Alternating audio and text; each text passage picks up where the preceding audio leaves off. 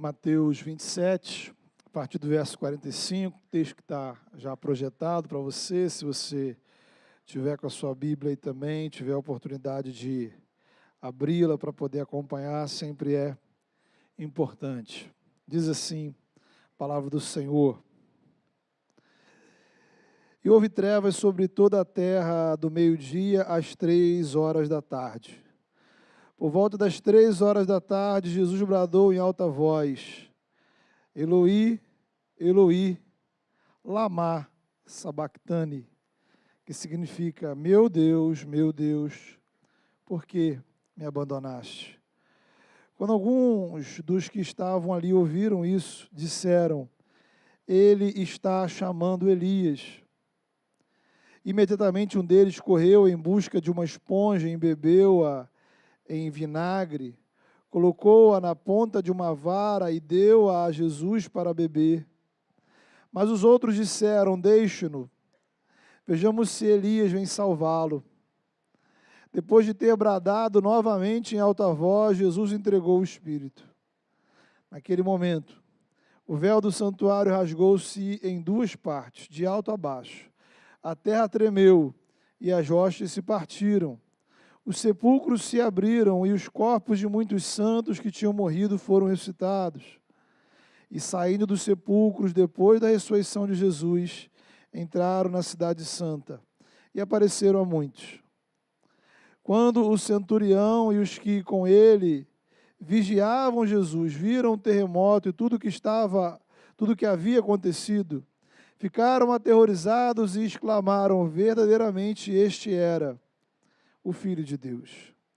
Muitas mulheres estavam ali, observando de longe. Elas haviam seguido Jesus desde a Galiléia para o servir. Entre elas estavam Maria Madalena, Maria, mãe de Tiago e de José, e a mãe dos filhos de Zebedeu. Ao cair da tarde, chegou um homem rico de Arimateia, chamado José, que se tornara discípulo de Jesus. Dirigindo-se a Pilatos, pediu o corpo de Jesus, e Pilatos ordenou que lhe fosse entregue. José tomou o corpo, envolveu-o no lençol limpo de linho e o colocou num sepulcro novo, que ele havia mandado cavar na rocha. E fazendo rolar uma grande pedra sobre a entrada do sepulcro, retirou-se. Maria Madalena e a outra Maria estavam assentadas ali, em frente do sepulcro. No dia seguinte, isto é, no sábado, os chefes dos sacerdotes e os fariseus dirigiram-se a Pilatos e disseram: Senhor, lembramos que, enquanto ainda estava vivo, aquele impostor disse: depois de 3 dias ressuscitarei. Ordena, pois, que o sepulcro dele seja guardado até o 3º dia, para que não venham os seus discípulos e roubado o corpo, digam ao povo que ele ressuscitou dentre os mortos. Esse último engano será pior do que o primeiro. Levem um destacamento, respondeu Pilatos. Podem ir e mantenham o sepulcro em segurança como acharem melhor. Eles foram e armaram um esquema de segurança no sepulcro. E além de deixarem um destacamento montando guarda, lacraram a pedra. Depois do sábado, tendo começado o 1º dia da semana, Maria Madalena e a outra Maria foram ver o sepulcro. E eis que sobreveio um grande terremoto, pois um anjo do Senhor desceu dos céus e, chegando ao sepulcro, rolou a pedra da entrada e assentou-se sobre ela. Sua aparência era como um relâmpago, e suas vestes eram brancas como a neve. Os guardas tremeram de medo e ficaram como mortos. O anjo disse às mulheres: não tenham medo. Sei que vocês estão procurando Jesus, que foi crucificado. Ele não está aqui, ressuscitou, como tinha dito. Venham ver o lugar onde ele jazia. Vão depressa e digam aos seus discípulos: ele ressuscitou dentre os mortos, está indo adiante de vocês para a Galiléia. Lá vocês o verão. Notem que eu já os avisei. As mulheres saíram depressa do sepulcro, amedrontadas e cheias de alegria, e foram correndo anunciá-lo aos discípulos de Jesus. De repente, Jesus as encontrou e disse: Salve! Elas se aproximaram dele, abraçaram-lhe os pés e o adoraram. Então Jesus lhes disse: Não tenham medo. Vão dizer a meus irmãos que se dirijam para a Galiléia, lá eles me verão. Amém. Queridos, hoje, domingo de Páscoa, é o domingo mais importante para nós, cristãos. É o domingo que explica a razão de nos reunirmos aos domingos. É o domingo que revela a diferença entre Jesus e os outros líderes e profetas. É o domingo que nos dá esperança diante da morte. É o domingo que exige da gente um tempo de reflexão, de celebração. É um domingo que a gente precisa parar para recontar essa história. E é uma história que você precisa saber de cor e salteado. É a história que a gente precisa contar para os nossos filhos. É a história que a gente precisa contar para os nossos amigos sem precisar abrir a Bíblia. Você pode ser cristão, veja só, e não saber em detalhes a história de Abraão, de José, de Josué, de Davi, de Daniel. Mas você não é cristão se não sabe a história da morte e ressurreição de Jesus. Você não é cristão se essa história não estiver gravada no seu coração. Então, a nossa missão nessa manhã, principalmente, é a gente relembrar essa história. E eu queria dar uma olhada com você na primeira semana, ou melhor, na última semana da atuação de Jesus. Após alguns anos de ministério, de atuação, especialmente na região da Galiléia, digamos que a última semana de trabalho ministerial de Jesus começa agitada. Num domingo, entrando em Jerusalém, a cidade do templo, montado em um jumentinho. E nessa entrada, a chamada entrada triunfal, a multidão saúda Jesus com ramos nas mãos, cantando Hosana ao filho de Davi, que em outras palavras significa mais ou menos: viva, o rei chegou, viva, o rei está entre nós. E essa semana, a última semana de Jesus em Jerusalém, ela foi muito intensa. A crítica de Jesus ao povo de Israel, aos líderes religiosos. Jesus vai dizer que o templo tinha virado um lugar de comércio.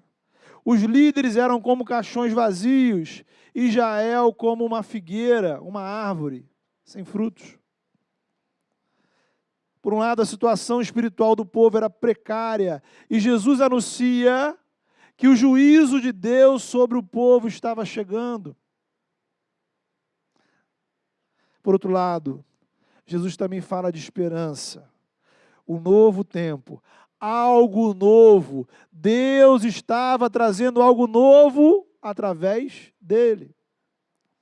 Naquela semana, cada dia que passava, o clima de tensão entre as autoridades e Jesus só aumentava. Literalmente, a liderança sentia, nutria ódio em relação a Jesus. Queriam matá-lo. E aí a gente chega na quinta-feira. Na quinta-feira, muitos eventos significativos acontecem. É quando Jesus realiza a última ceia com os discípulos. Literalmente um jantar, no qual Jesus separa o pão e o vinho e lhes dá um significado especial. É chamada de última ceia, porque foi a última refeição de Jesus com os seus discípulos antes da sua morte. E ali Jesus orienta que eles continuem essa prática, a prática de uma refeição comunitária, que já apontava para algo que iria acontecer no dia seguinte. Jesus vai dizer, olha, esse é o meu corpo que é dado em favor de vocês. Esse cálice é a nova aliança no meu sangue. É por isso, irmãos, que até hoje nós celebramos a ceia do Senhor. E depois da ceia, imediatamente depois, Jesus lava os pés dos discípulos. Porque Jesus é o Salvador daqueles que têm os seus pés sujos. Jesus é o Salvador daqueles que reconhecem as sujeiras dos pés. O sangue que ele iria derramar no dia seguinte é completamente poderoso para nos lavar corpo e alma eternamente. E certamente Jesus aproveita esse momento entre pães, vinho, bacias, toalhas, para deixar mais alguns ensinamentos. Alguns estudiosos indicam que esse foi o momento em que Jesus ensinou aos discípulos os discursos que encontramos no Evangelho de João, nos capítulos 14, 15, 16 e 17, quando Jesus fala bastante da sua partida, do envio do Consolador e da necessidade de eles se manterem unidos em amor fraternal. Também nessa quinta-feira, justamente no momento da ceia e do lava-pés, Jesus indica que um de seus discípulos iria traí-lo. Mesmo sabendo disso, Jesus lavou os pés de Judas e o serviu durante a ceia. De tempos em tempos, entre os discípulos de Jesus, Judas aparece. Pessoas que parecem cristãs, mas não são. Gente que acaba sendo usada por Satanás para nos trair e prejudicar a igreja. A gente aprende com Jesus a como lidar com Judas. Por um lado, não sejamos ingênuos. Eles existem e querem nos prejudicar. Por outro lado, como pregamos no último domingo, enquanto eles fazem parte da igreja, é nossa responsabilidade lavar os pés deles e dividir com eles o nosso pão e o nosso vinho. E às vezes, quem vai lavar os seus pés é o Judas. Quem vai compartilhar com você o pão e o vinho é o Judas. Porque na comunidade dos servos de Jesus, aqueles que não estendem os pés para serem lavados, não tem parte entre nós. Na comunidade dos servos, aqueles que não se dispõem a lavar os pés do seu irmão, não tem parte entre nós. Na comunidade dos servos, todos dividimos uns com os outros o mesmo pão e o mesmo vinho. Mas, importante observar que Judas não foi o culpado da morte de Jesus.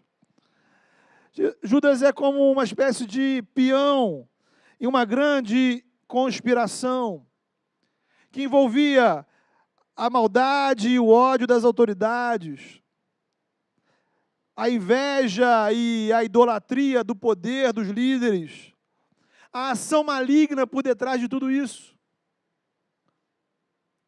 Mas além de todos esses fatores, digamos, sociais, políticos, religiosos, dessas briguinhas de poder, da maldade humana, havia algo que ninguém sabia. O motivo maior de aquilo tudo estar acontecendo. Em certo sentido, ninguém percebeu, embora já tivesse sido profetizado. inclusive lido e estudado há séculos. Era o plano de Deus para a nossa salvação. Então, queridos, a Páscoa, ela nos traz um lembrete. Quando você está atravessando uma situação, na nossa vida pessoal, na igreja, ou mesmo na sociedade, a gente pode buscar causas, explicações, em vários fatores, circunstâncias, e todas têm a sua dose de verdade. Quando eu olho para Jesus, a gente pode, por exemplo, nessa semana de Páscoa, a internet, a televisão, está cheia de explicações parciais, análises parciais do significado, das causas, dos motivos. Porém, existe algo maior. Existe algo maior na sua vida. Existe algo maior por detrás dos acontecimentos da sua vida. Existe algo maior por detrás do que está acontecendo na igreja, do que está acontecendo no mundo. E a gente precisa olhar para Cristo, olhar para Deus, olhar para a palavra de Deus, para depreender esse significado. Na história de Jesus, ele deixa claro, ele mesmo foi dizendo ao longo do seu ministério: o Filho do Homem vai conforme está escrito.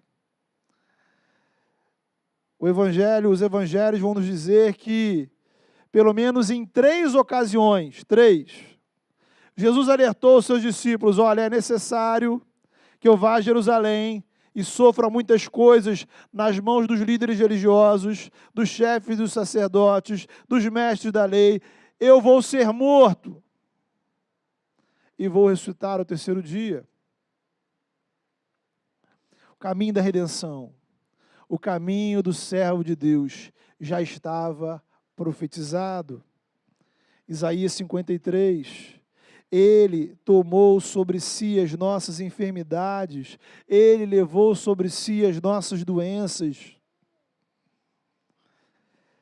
foi traspassado por causa das nossas transgressões, esmagado por causa do seu pecado, do meu pecado. O castigo que nos traz a paz estava sobre ele, e pelas suas feridas nós somos curados, porque Deus, o Senhor, fez cair sobre ele a iniquidade de nós todos. Quinta-feira, irmãos, ainda estamos nela, ela não acabou. Foi nessa quinta-feira que também Jesus previu a negação de Pedro. 3 vezes o galo vai cantar, 3 vezes você vai me negar. Isso vai acontecer algumas horas depois. Então acaba aquele momento de ceia, aquele momento de lava-pés, aquele momento de ensino com os discípulos, e Jesus caminha para o Monte das Oliveiras. Jesus quer passar os seus últimos momentos antes da prisão em oração. Como ser humano, Jesus não queria morrer. E como servo de Deus, ele coloca diante do Pai a sua angústia. Procurou em Deus outra saída. Pai, se for possível, afaste de mim esse cálice. Como servo de Deus, ele completa, porém, contudo, não se faça do meu jeito, não de acordo com a minha vontade, mas de acordo com a sua. Será que a gente tem, como servo de Deus, feito essa oração? Senhor, não conforme eu quero, mas conforme a sua vontade. Não conforme eu penso, não conforme eu acho, mas conforme o teu querer. Como servo de Deus, Jesus se submete à vontade do Pai. A Páscoa só tem importância porque a vida que Jesus viveu foi uma vida de servo. A cruz é o clímax, é o auge, é o ápice de uma vida de obediência de Jesus. Ele assume o papel de servo, o papel do cordeiro, que seria sacrificado por nós. Possivelmente, nesse meio tempo, após o lava-pés, enquanto Jesus vai para o Monte das Oliveiras, Judas vai ao encontro dos líderes e combina os detalhes da traição. Então Jesus está orando lá no jardim do Getsêmani e Judas aparece com uma multidão armada. No cúmulo da traição, Judas saúda Jesus e o beija. Prendem o Filho de Deus. Nesse momento, os evangelhos registram de forma muito explícita que os discípulos abandonam, fogem, se escondem. Jesus é levado para a casa do sumo sacerdote, a autoridade máxima dos judeus. E ao invés de um julgamento justo, apresentaram uma série de testemunhas falsas. Jesus, que era a verdade, foi julgado e condenado com base em mentiras. Naquele tribunal, Jesus permanece em silêncio, apesar de cuspirem em seu rosto, lhe darem socos e tapas na cara. Poderiam matar Jesus ali, mas queriam um espetáculo público. Queriam envergonhar Jesus, queriam a crucificação. Somente o governador romano poderia autorizá-la. Eles então levam Jesus a Pilatos, a autoridade política da região. E nesse meio tempo, duas coisas importantes acontecem. Estamos aqui na madrugada de quinta, amanhecer de sexta-feira. Durante o tempo em que Jesus estava na casa do sumo sacerdote, Pedro negará 3 vezes. Quando o galo cantou, ele se lembra do que Jesus disse. E diz o texto que ele chorou amargamente.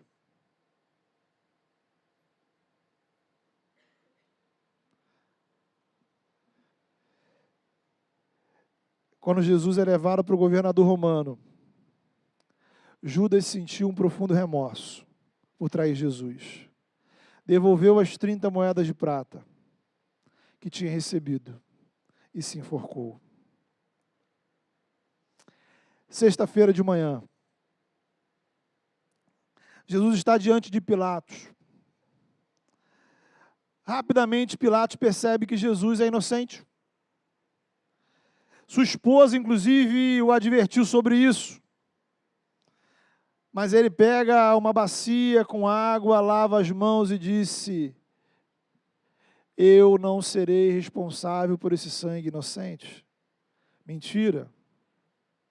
Ele era totalmente responsável.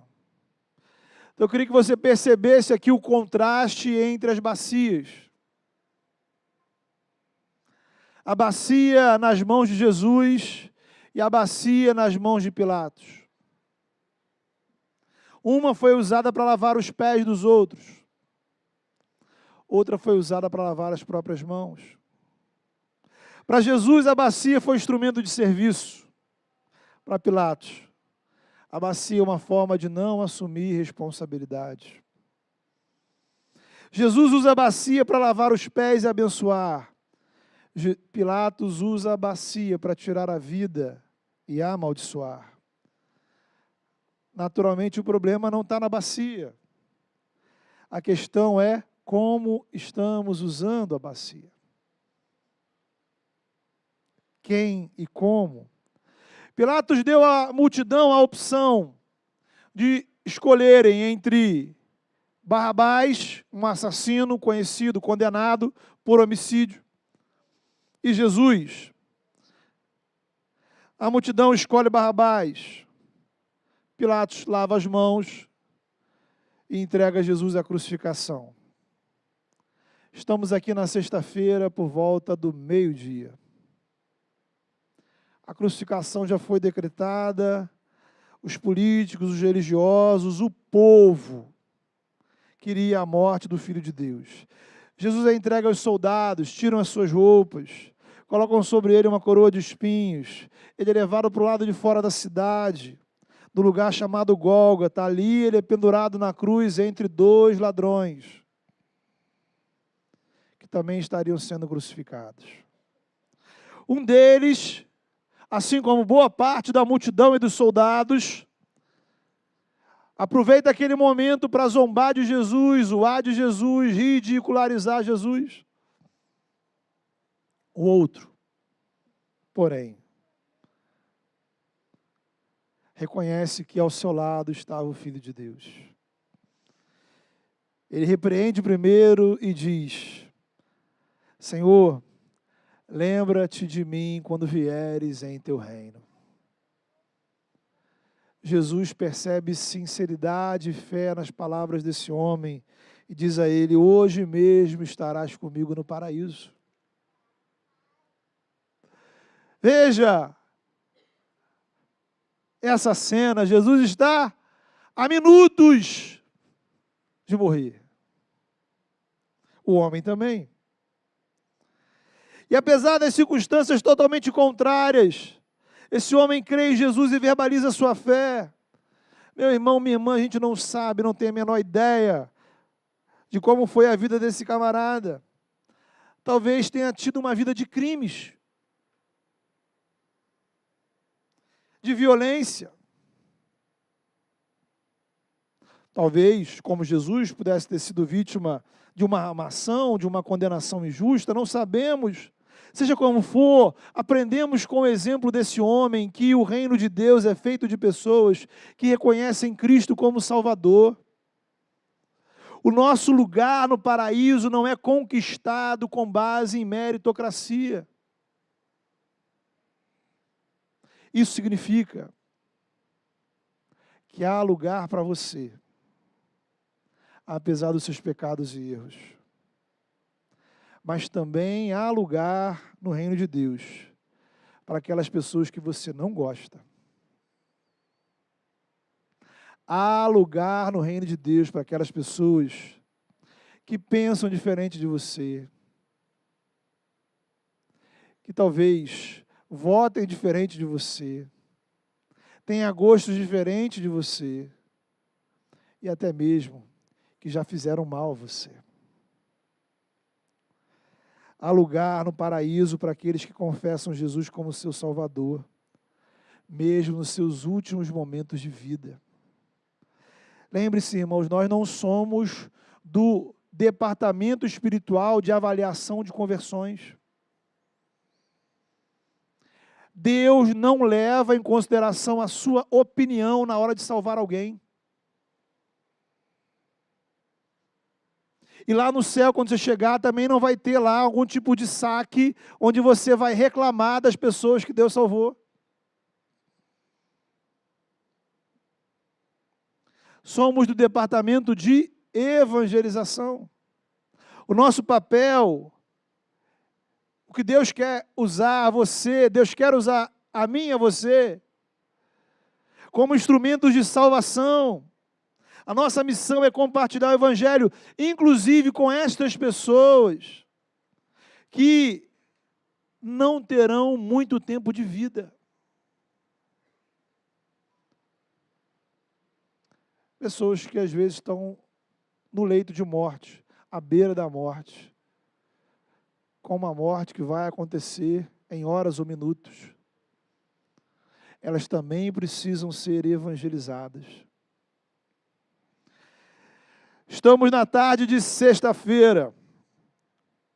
Do meio-dia às 3 da tarde, nuvens escuras cobrem os céus. O cenário era de trevas. Por volta das 3 horas da tarde de uma sexta-feira do mês de abril, possivelmente entre o dia 7 ou 14, do ano 30 ou 33, Jesus disse: está consumado. Pai, entrego a ti o meu espírito. E morreu. Queridos, a crucificação nos lembra que o Deus que servimos é um Deus que sabe o que é sofrer. Para nos salvar, Ele se identifica com o nosso sofrimento. O texto diz que naquele momento o véu do templo se rasgou. Que véu é esse? Esse véu representava um lugar lá no Templo de Jerusalém, em que somente o sacerdote poderia entrar, e isso em ocasiões específicas. É o lugar que a Bíblia chama de Santo dos Santos, que era o espaço da manifestação da presença de Deus. Qualquer pessoa que entrasse ali, sem ser o sacerdote, morreria imediatamente. Então a morte de Jesus significa que esse véu foi rasgado. A partir de então, podemos entrar na presença de Deus por meio de Jesus. A carta aos Hebreus explica bem isso, no capítulo 10, dizendo: irmãos, por causa do sangue de Jesus, podemos entrar com toda a confiança no Santo dos Santos. Não aquele do Templo de Jerusalém, mas aquele que está no céu. Por sua morte, Jesus abriu um caminho novo, vivo, e Ele nos convida, aproximemo-nos de Deus com um coração sincero e com plena convicção de fé. Então, meu irmão, minha irmã em Cristo, somos sacerdotes. A única razão de você não se aproximar de Deus é não buscá-lo. A única barreira que te afasta do Criador, da presença santa dEle, é não buscá-lo com fé. Não tem a ver com estar na igreja, não estar na igreja, não tem a ver com geografia, não tem a ver com condição religiosa, tem a ver com você se aproximar com um coração sincero, em plena convicção de fé, pelo novo e vivo caminho que é Jesus. Páscoa significa isso, uma nova relação com o Criador. Então essa sexta-feira, queridos, a mais famosa de todos os tempos, está chegando ao fim. Do ponto de vista humano, para todos aqueles que estavam acompanhando, o sonho tinha acabado. Era hora de medidas humanas. José de Arimateia, um dos seguidores de Jesus, pede autorização para sepultá-lo. Coloca em um túmulo na rocha, selado com uma pedra. Os líderes religiosos tomam providências, colocam guardas para vigiar o túmulo. E aí chegamos no sábado. Sábado é o tempo do silêncio. Sábado é o tempo de remoer as tristezas do dia anterior. Sábado é o dia de relembrar as palavras de Jesus. Sábado é dia de expectativa.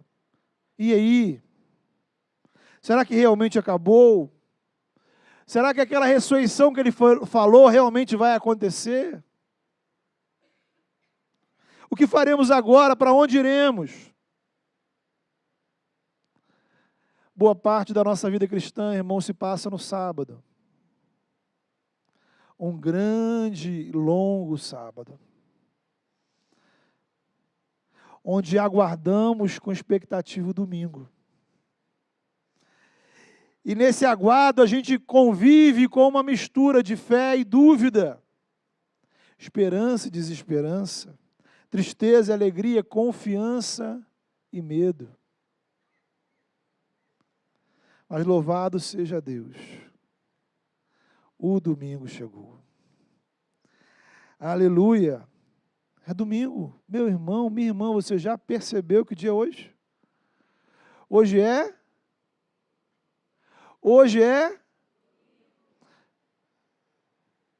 O sábado chegou ao fim. Diz para a pessoa do seu lado, é domingo. É domingo, meu irmão. É domingo, minha irmã. Graças a Deus. Aquela semana de tristeza, angústia, dor, chegou ao fim.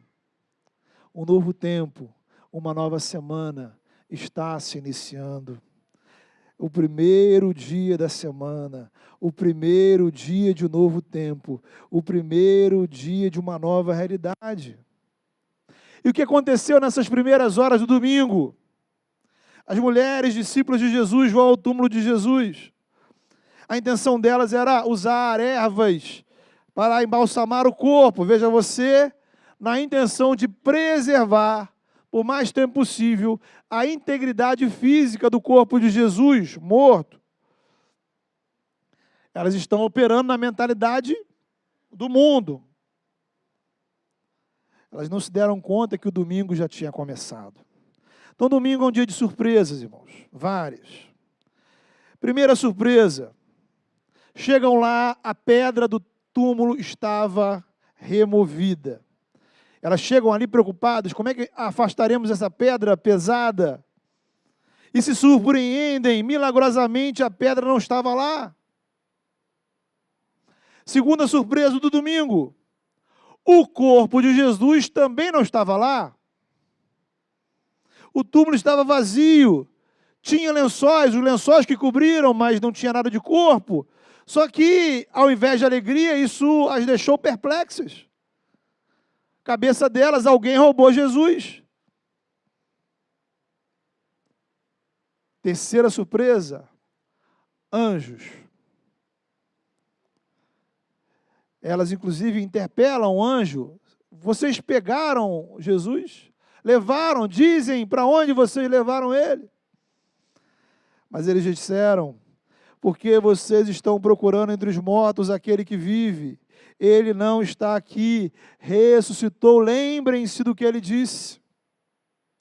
Quarta surpresa, Jesus.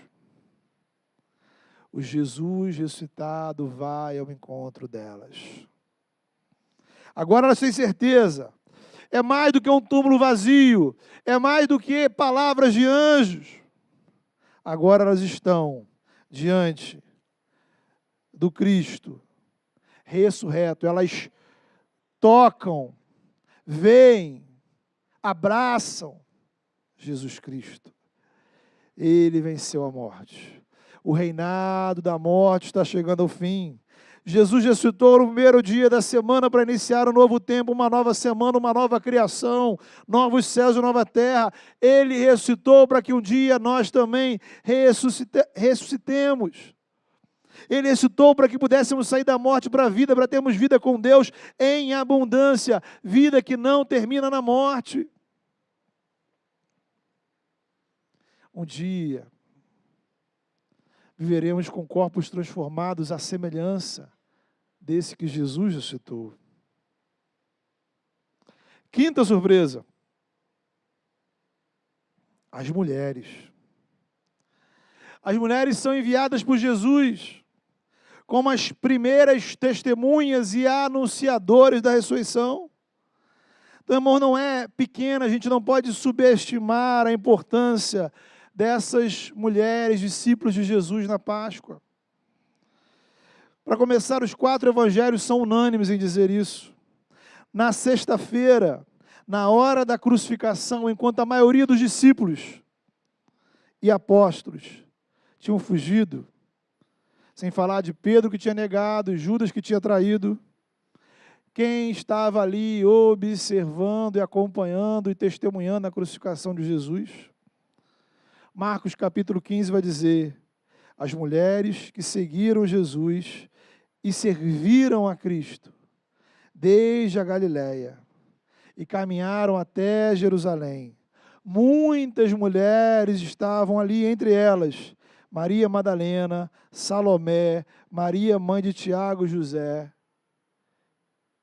e a própria Maria, mãe de Jesus. E aí a gente vai para o momento do sepultamento.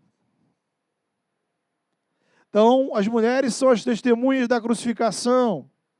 Quem acompanha o sepultamento de Jesus quando ele é colocado no túmulo da rocha? Estas mulheres. Aí a gente vai para a ressurreição. Quem foram as primeiras testemunhas de Jesus? Estas mulheres. Quem foram as primeiras pessoas a proclamar, a anunciar que Jesus estava vivo? Essas mulheres. É importante observar que na cultura daquela época, mulheres não eram aceitas como uma testemunha válida em um tribunal.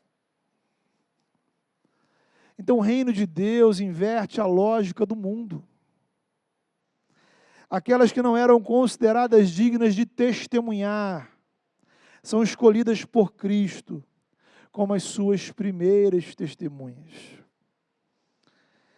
Claro que a gente hoje tem um problema, né? Que a gente pensa tudo de forma polarizada. Então, quando você fala de valorizar as mulheres, isso significa diminuir os homens. Ou valorizar os homens é diminuir as mulheres. Falar da política A e criticar a B, falar da B e criticar a A. E vice-versa, por aí vai. Só que o reino de Deus, ele não funciona nesse padrão. Ele inverte os padrões da sociedade. A sabedoria de Deus, Paulo vai dizer, que ela parece loucura para os homens. Deus escolhe as coisas loucas desse mundo para envergonhar as que nada são. Então, nosso lugar no reino de Deus não tem a ver com sermos melhores ou piores discípulos. O nosso lugar no reino de Deus não tem a ver com o que a sociedade considera digno ou indigno, merecedor ou não merecedor. O nosso lugar no reino de Deus não tem a ver sobre quem tem mais ou menos direitos. Porque diante do Senhor, irmãos, nós não temos nenhum direito. Nenhum direito a reivindicar. Por isso a Páscoa é sobre graça. A graça que deu a essas mulheres um lugar ímpar, singular, na história da salvação. A graça que foi ao encontro do Pedro, que negou Jesus, e o restaurou como apóstolo e pastor.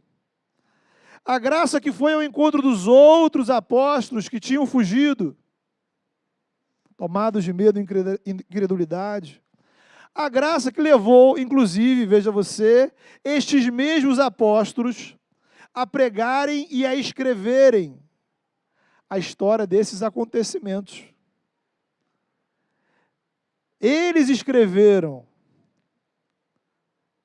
e registraram os seus próprios fracassos, falhas, e a coragem daquelas mulheres, sem achar que isso iria comprometer o seu ministério como apóstolos. Porque eles sabiam bem que não eram apóstolos por mérito próprio. Não tinha a ver com qualquer qualidade inerente ou conquistada. Eles eram o que eram, apenas e tão somente pela graça de Deus. Nosso lugar no reino de Deus, irmãos, não tem a ver com o que as pessoas dizem, não tem a ver com os padrões da sociedade, às vezes não tem a ver nem mesmo com a sua própria avaliação. Nem se você tiver uma elevada autoestima, uma alta avaliação de si mesmo. Nem também se você achar que você é o pior dos seres humanos. Não tem a ver com a sua avaliação, não tem a ver com os padrões do mundo. Tem a ver com a graça de Deus que vai ao nosso encontro. Tem a ver com Cristo que morreu por você, que ressuscitou por nós e que iniciou uma nova realidade.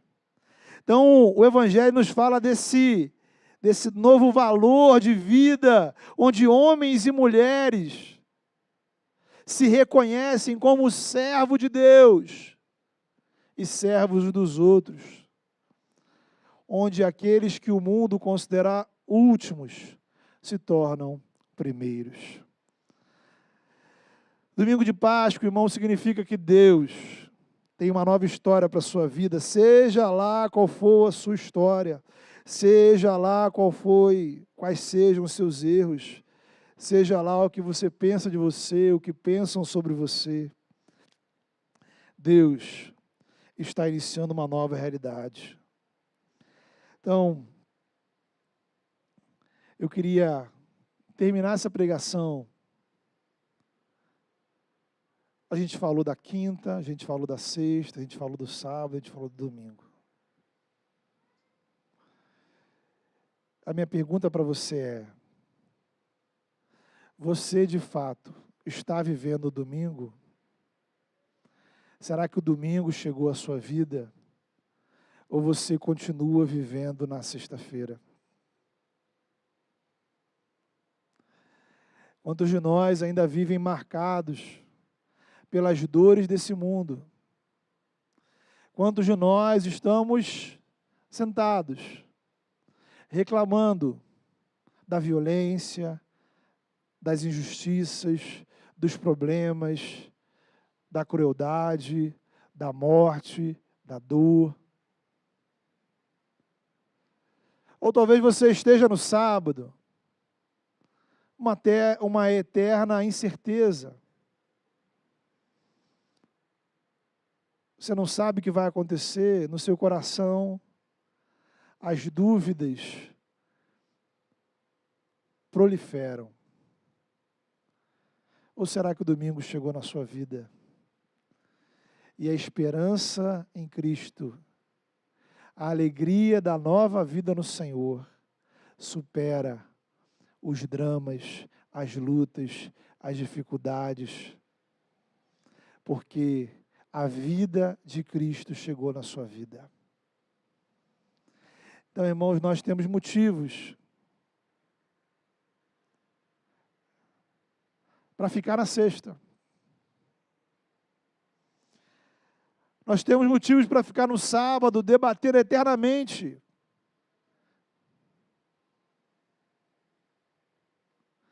Mas nós temos motivos para chegar no domingo. Porque o domingo veio até nós. Queria convidar você a fechar os seus olhos e orar ao Senhor. Você que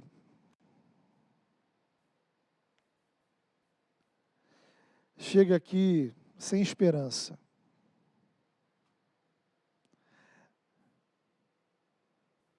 sem esperança de ressurreição, sem esperança de vida, sem esperança de mudança. Páscoa significa que há ressurreição para as nossas vidas. Há uma nova vida para a nossa vida.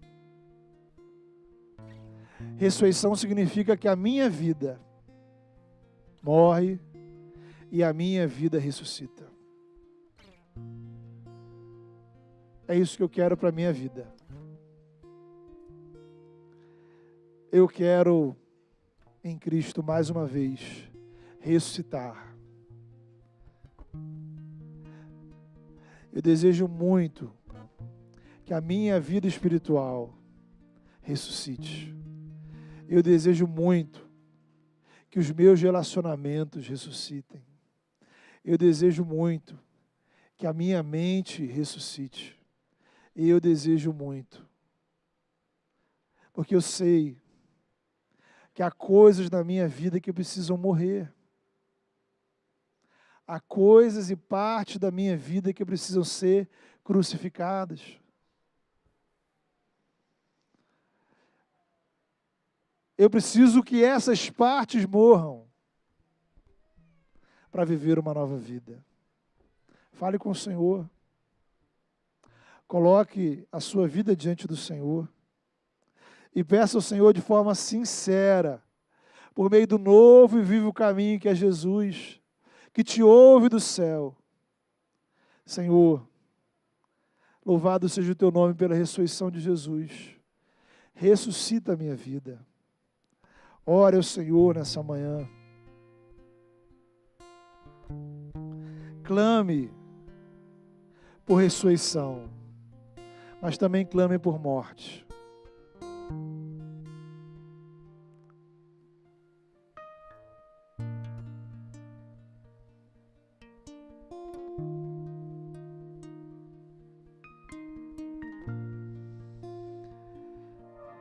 Deus amado, todo-poderoso,